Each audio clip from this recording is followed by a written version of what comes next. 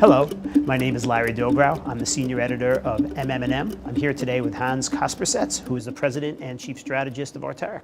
Thanks so much for being here today. Hey Larry, thanks for having me back. All right. First question, how do pharma brands and their agencies retool their marketing programs to respond to technological innovations? Well, it's a pretty big question, and I think when you look at the way the industry is changing, right, the agency model in particular is really sort of evolving. You know, you see a lot of things coming out of Procter & Gamble changing it. We've certainly felt some of that pressure, and I think the way the model has to change is that we're going to move back closer to specialization, right?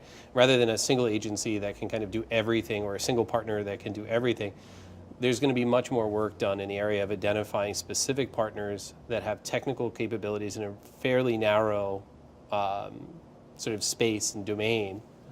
And then the pharma company or the brand is going to be the ringleader or the coordinator of all those different relationships, making sure that they're, you know, sort of having these open, honest, and connected partnerships across them. The other place is in how they handle their data and how they make data available within those agency ecosystems, right? And I think we're at the infancy of that, right? Over the last couple of years, a lot of companies have started to put together their data lakes and their data marts and starting to aggregate that data. Now we're going to start to see the fruits of that as that data is made available and can be analyzed by all the different partners. What are the major obstacles to pharma and healthcare brands when they incorporate new technologies and innovations into their marketing programs? And one of the challenges that we see is the annual budgeting cycle. Quite frequently, these programs actually take more than a single budget cycle to develop and execute on and get learnings from. So having a situation where, you know, you can propose a program in year one, you have some metrics and outcomes, right, at the end of year one that will guarantee year two, so you can make those longer term investments.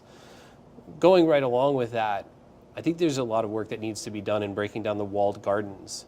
And when I say walled gardens, what I mean is, like, you have, you know, technologies, knowledge, and data with each of your partners or your vendors. Then you have all three of those things with each of your platforms.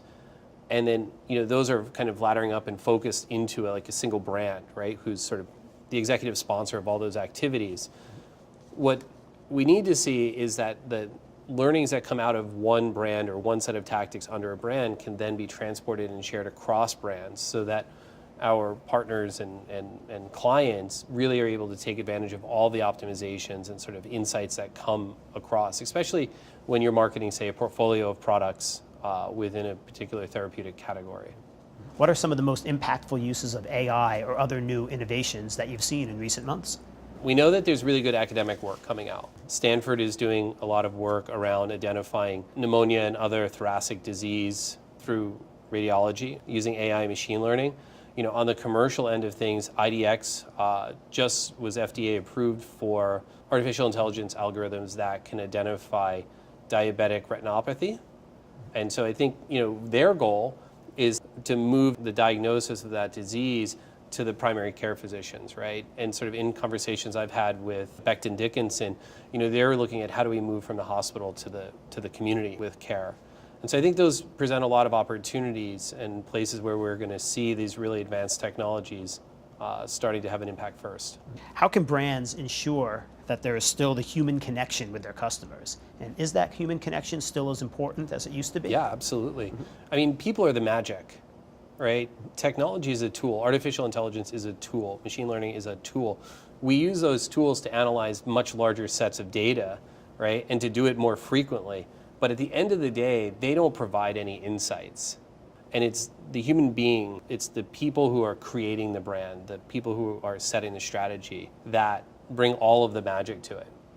And they're what, in the end, either sort of leads the brand to being authentic and connecting with their targets or not, right? And so I don't actually think that there's a huge risk, or like an authenticity risk, right, or a connection risk in the market, because at the end of the day, we're all still marketers, we're all still trying to tell stories, and we're just trying to connect with people in a more effective and personalized way.